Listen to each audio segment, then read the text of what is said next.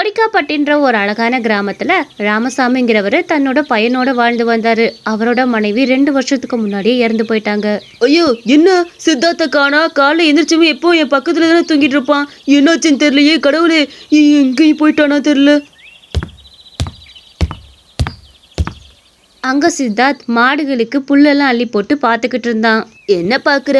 நல்லா சாப்பிடு, உனக்காக தான் புல்லெல்லாம் அள்ளி வச்சிருக்கிறேன், நல்லா சாப்பிடு மாடு. சித்தார்த், உன்னை எத்தனை தடவை சொல்லியிருக்கிறேன், மாடு மேய்க்கிறதுக்கு நீ வரக்கூடாதே, மாடுக்கு எதுவும் பார்க்கக்கூடாதுன்னு சொல்லியிருக்கேன்ல. எதுக்கு அப்பா இருக்கேன்? இந்த வேலையெல்லாம் உன்னையும் அப்பா பார்க்கறதுக்கு உன்னை படிக்க வச்சுக்கிட்டு இருக்கேன். நீயாச்சும் ஒரு நல்ல உத்தியோகத்தில் வரணும் தானே நான் பண்ணிட்டு இருக்கேன். நீ இப்படி வந்து மாடுகளை பார்த்துட்டு இருக்கிறியே. அப்பா, மாடு மேய்க்கிறதுல என்னப்பா தப்பு இருக்குது? அப்படி ஒன்றும் அதுல தப்பு கிடையாதே. நம்மளை போலவே அந்த உயிரினங்களுக்கு சாப்பாடு கொடுக்கறதுல என்ன தப்பு இருக்குது சொல்லுங்க? அதெல்லாம் எனக்கு ஒரு பெரிய விஷயமே இல்லப்பா. சித்தார்த், இருந்தாலும் நீ படிக்கிற பையன், இந்த வேலையில நீ பார்க்காதப்பா. அப்பா இருக்கிறேன்ல, அப்பா இருக்கிற வரைக்கும் இந்த மாதிரி வேலை நீ பார்க்க கூடாது. அப்பா இந்த வேலையெல்லாம் பார்த்துக்குவேன். நீ முதல் ஸ்கூலுக்கு கிளம்பு. சித்தார்த் கண்ணா, இந்தா பாட்டி இன்னைக்கு உனக்கு பிடிச்ச புளியோதரையே உருளைக்கிழங்கு பொரியல் வச்சிருக்கேன், கொண்டு போ. ஏன் பாட்டி எனக்காக நீங்க கஷ்டப்படுறீங்க? நான் ஏதாவது பார்த்துக்குவேன்ல, என்னால உங்களுக்கு எதுக்கு சிரமம்? நீங்களே பக்கத்து வீட்டுல ரொம்ப கஷ்டப்பட்டுட்டு இருக்கிறீங்க, எனக்காக இதெல்லாம் தேவையா? பக்கத்து வீட்டுக்கார பாட்டி சித்தார்த் மேல ரொம்ப பாசமா இருப்பாங்க. தாயில்லாத பிள்ளைனால ரொம்ப பாசமா இருப்பாங்க. ஏண்டா ராமசாமி, உன்ட்ட எத்தனை தடவை நான் சொல்லியிருக்கிறேன், இன்னொரு கல்யாணத்தை பண்ணு. நம்ம சொந்தக்கார ஒரு பொண்ணு கேட்டிருக்காங்கடா. ஏம்மா, எனக்கு கல்யாணத்துல எல்லாம் தயவு செஞ்சு இஷ்டமே கிடையாதுமா. என் பையனை வரப்போறவன் நல்லா பார்த்து போலான்னு தெரியாம எப்படி நான் கல்யாணம் பண்ணிக்க முடியும்? அதுவும் லதா இறந்த சோகமே என்னை இன்னும் வாட்டிக்கிட்டு இருக்குது. தயவு செஞ்சு அதெல்லாம் வேணாமா, ப்ளீஸ்மா. உனக்கு வேணானாலும் நீ கல்யாணம் பண்ணி தான் ஆகணும். உன் மகனுக்காகவாது கல்யாணம் பண்ணு. அவனா எத்தனை நாளைக்கு எல்லாத்தையுமே முடிச்சு அவனா வேலையை பார்த்துட்டு கஷ்டப்பட்டுட்டு இருப்பான். ஒரு தாயின்னு ஒருத்தி வந்துட்டானா அவன் எல்லாத்தையும் பார்த்து அனுப்புவாளடா. அதை புரிஞ்சுக்கிட்டு அவனுக்காகவாது சீக்கிரம் கல்யாணம் பண்ணு. அவன் இவ்வளவு கஷ்டப்படணும்னு தேவையா சொல்லு? அதெல்லாம் ஸ்கூல் கிளப்பிருந்து எல்லா வேலையும் அவளே பாத்துக்குவா. தயவு செஞ்சு நல்ல முடிவா சொல்லு. ராமசாமி தனக்குன்னு இல்லைனாலும் தன்னோட பையனுக்காகவாது அந்த கல்யாணத்தை ஏத்துக்கிட்டாகணும்னு அவரும் இன்னொரு கல்யாணம் பண்ண சம்மதிச்சாரு. கொஞ்ச நாள்ல ராமசாமிக்கு திருமணமும் ஆச்சு. ஏமா ரேகா, இந்த பையலை ஒன்னு நம்பிதான் விட்டு போறேன், நீதான் தாயா இருந்து பாத்துக்கணும். என்னம்மா?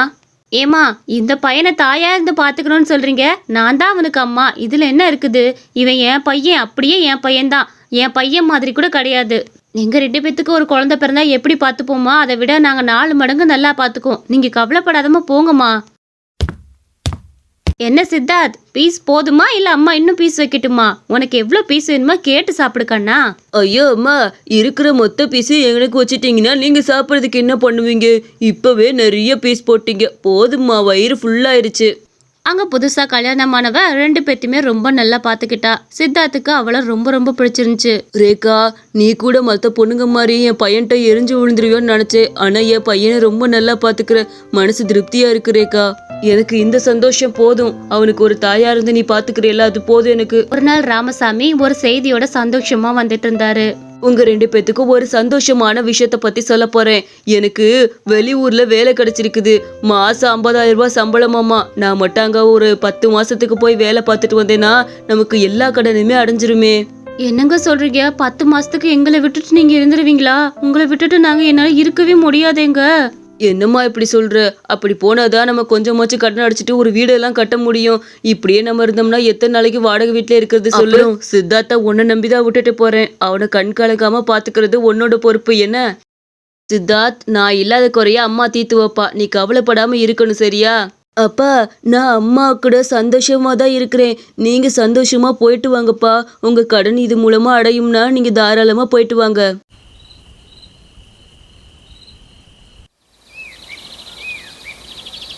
ராமசாமி காலையில் எந்திரிச்சதுமே அவர் வேலை பார்க்குற ஊருக்கு கிளம்பினாரு. இந்த பையனை விரட்டிட்டா இவரோட அன்பு மொத்தமே எனக்கு தான் வரும். நானும் நிறைய விஷயத்துல பார்த்துட்டேன். எல்லா விஷயத்துலயும் என்கிட்ட விலகி போறாரு இவரு. இனிமே தான் என் சுயரூபத்தையே பாப்பா. இவனை எப்படி வெளியே துரத்துறேன்னு பாருங்க. இவன் மட்டும் வீட்டை விட்டு வெளியே போயிட்டா நீங்களும் நானும் ரொம்ப சந்தோஷமா இருப்போம். நீங்க ஊர்ல இருந்து வரதுக்குள்ள இவனை எப்படி வெளியே அனுப்புறேன்னு மட்டும் பாருங்க. அம்மா, கேக்குறேன்னு தப்பா நினைச்சுக்காதீங்க. நீங்க சமையல் கட்டுக்குள்ள முட்டை சோறு செஞ்சு வச்சிருந்தத பார்த்தேன்.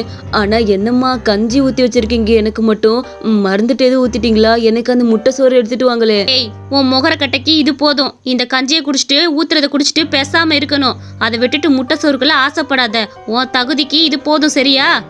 இங்க ஒண்ட வந்த நாய் நீ என்கிட்ட இத பத்தி பேசுறியா? ஒழுங்கா ஊத்துறத குடிச்சிட்டு கிளம்புடா. அம்மா நான் எது தப்பு பண்ணேன்னா என்ன ஏமா இப்படி திட்டுறீங்க? நான் ஏதாச்சும் உங்களை தப்பா பேசினேன்னா? நான் உன்னை எந்த தப்பும் சொல்லல. ஒழுங்கா ஊத்துறத குடிச்சிட்டு ஒழுங்கா ஸ்கூலுக்கு போற வழிய பாரு. அதை விட்டுட்டு தேவையில்லாதெல்லாம் பேசாத. சித்தார்த்தும் ரொம்ப சோகத்தோட ஸ்கூலுக்கு கிளம்பி போனான். ஸ்கூலுக்கு போனதுமே சித்தார்த்துக்கு ஒரு நல்ல செய்தி. படிப்புல பிரைஸ் வாங்கிட்டான். யாப்பா சித்தார்த், உன்னைய நினைக்கும் போது எனக்கு பெருமையா இருக்குப்பா. கிளாஸ் ஸ்டூடெண்ட்னு சொல்றதுக்கு எனக்கு ரொம்ப மகிழ்ச்சியா இருக்குது. இவ்வளோ பெரிய பரிசு வாங்கியிருக்கிறேல. ஆமாம் சார், இது மட்டும் என் அம்மாட்ட போய் சொன்னால் என் அம்மா ரொம்ப சந்தோஷப்படுவாங்க. காலிலேருந்து என் அம்மா என் மேலே கோவமாக இருந்தாங்க. இந்த விஷயத்த சொன்னால் நிச்சயம் என்னை கொஞ்சுவாங்க. பின்ன கொஞ்ச மாட்டாங்களா? எவ்வளோ பெரிய விஷயம் பண்ணியிருக்கிற நீயே. இந்த காலத்துல படிப்புல பரிசு வாங்குறதுலாம் பெரிய விஷயம்ப்பா. சித்தார்த்துக்கு அன்னைக்கு அரை நாள்லே பள்ளி விட்டனால வீட்டுக்கு நேரா கிளம்புனா. அம்மா, உங்களுக்கு ஒரு சந்தோஷமான விஷயம். இங்கே பார்த்தீங்களா, நான் படிப்பில் பரிசு வாங்கிட்டு வந்திருக்கிறேன். உங்களை கௌரவிச்சிருக்கேன். என்னைய கொஞ்சுங்கம்மா. காலையிலேருந்து திட்டிகிட்டே இருந்தீங்களே, இப்போ வாச்சு நீ கொஞ்சங்களே. இந்த கப்பை வச்சு ஒரு டீ கூட ஆற்ற முடியாது. இந்த கப்பை தூக்கி போட்டுட்டு முதல்ல மாடு கொட்டாயில் இருக்குது, அதுக்கு போய் தேவையான பொருளை எடுத்து போடு. கிளம்பு. அம்மா, ஏம்மா இப்படி நடந்துக்கிறீங்க? என்னை உங்களுக்கு பிடிக்கலையா? நான் படிச்சிட்டு நல்ல பரிசு வாங்கியிருக்கேனேம்மா. நீங்கள் என்னை வாழ்த்திருக்கலாம்ல, ஏம்மா அப்படி பண்ணுறீங்க? இங்க பாரு, இதுக்கு மேல இந்த இடத்துல நின்று எனக்கு கெட்ட கோவம் வந்துடும். நான் சொன்ன வேலையை செய் போ முத. அம்மா ஏன் தான் என்கிட்ட எரிஞ்செரிஞ்சு உழுகுறாங்களோ? அப்பா ஊருக்கு போனதுலேருந்தே அம்மா சரியில்லை.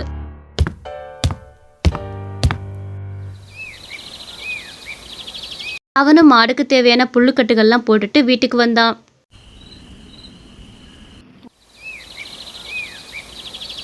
அம்மா, நான் ஸ்கூலுக்கு கிளம்புறேன். நீங்க பாத்துருங்கம்மா. எங்க ஸ்கூலுக்கு போற? நீ ஸ்கூலுக்கு போயிட்டா இந்த மாடை கொண்டு போய் மேய்க்கிறது யாரு?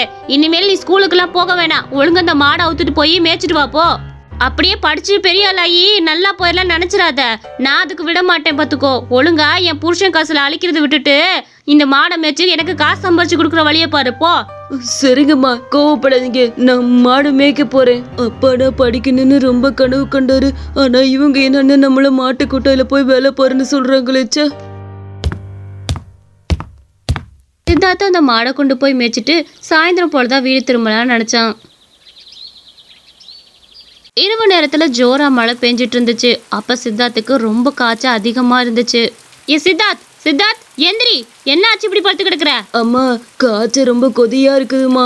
எனக்கு ஏதாவது கஷாயம் வச்சு கொடுத்தீங்கன்னா கொஞ்சம் தெம்பா இருக்கும். என்னால சுத்தமா நகர கூட முடியலம்மா. கஷாயம் வைக்கணுமா? கஷாயம் இங்க நம்ம ராத்திரிக்கு சாப்பிட கூட சாப்பாடு இல்லாம இருக்கிறோம். போய் விறகு வெட்டிட்டு வா போ.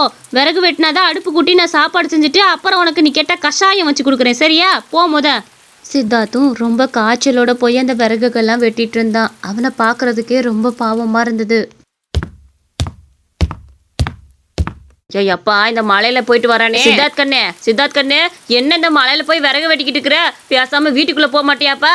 இந்த மலையில போய் இப்படி நினைச்சிட்டு கிடக்குறிய? என்னாச்சு உனக்கு? அது பயத்தங்கிட்டே பிடிச்சிச்சா? வீட்டுக்குள்ள ஓடும்போத? இல்லை பாட்டிமா, சாப்பிட்றதுக்கு எதுவும் பண்ண முடியலன்னு அம்மா சொன்னாங்க.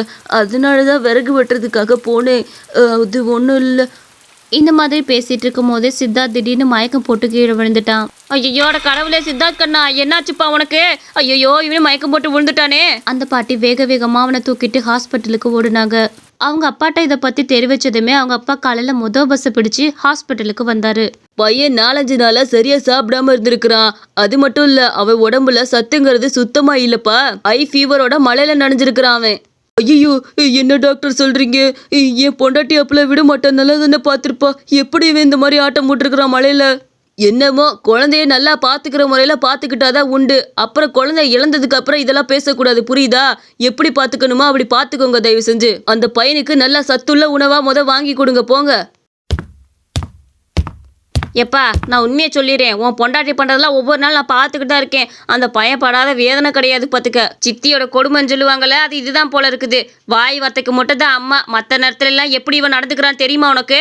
என்னம்மா சொல்றீங்க? இவ என்ன அப்படி என் பிள்ளைய பாடாப்படுத்தினா? தயவு செஞ்சு உண்மை என்னமோ அதை மட்டும் சொல்லுங்க. இந்த பயலுக்கு தினமும் பழைய சோறை போட்டுவிட்டு இவன் நல்லா முட்டையும் கறியுமா வாங்கி தின்னுக்கிறா.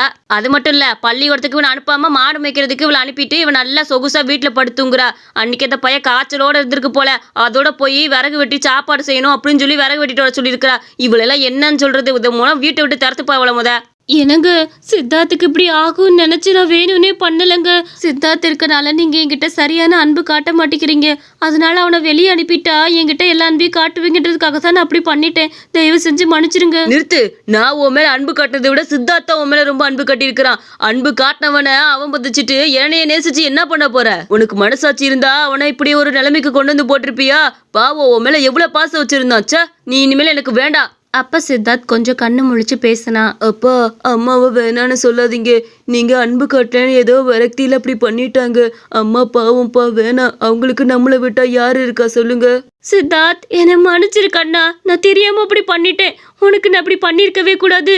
நீ போயிட்டேன்னா இவர் என் மேல ரொம்ப அன்பு வச்சிருப்பார் மட்டும்தான் நான் அப்படி பண்ணேன். உன்னைய வேர்த்து பண்ணலடா கண்ணா. இப்ப இவரை விட எனக்கு நீதான் முக்கியம்னு தோணுது. நான் உன்னைய அவ்வளோ டார்ச்சர் பண்ணி அம்மாவுக்காக நின்று பேசுறியே, என்னை மன்னிச்சிருப்பா. இனிமேல் அம்மா எப்பவும் உன்னை அப்படி பண்ண மாட்டேன். அவளும் திருந்தி அவளோட பையனா ஏத்துக்கிட்டா. பரவாயில்லைங்கம்மா, நீங்க தப்பு பண்ணா நான் மன்னிக்காம இருப்பேனா? அதுல உங்களை நான் மன்னிச்சிட்டேன். நீங்க எப்பவும் என் மேல ரொம்ப பாசமா இருக்குமா, எனக்கு அது போதும். சித்தார்த் மனுஷனால அவளோட கணவனும் மனுச்சு ஏத்துக்கிட்டாங்க. அதுல இருந்து அவளோட குழந்தைய மட்டுமே அவனை பார்க்க ஆரம்பிச்சா. இந்த மாதிரி கதை உங்களுக்கு ரொம்ப பிடிச்சிருந்துச்சுன்னா மறக்காம நம்ம அனிமேஷன் ஸ்டோரிஸ் சேனலுக்கு சப்ஸ்கிரைப் பண்ணிக்கோங்க.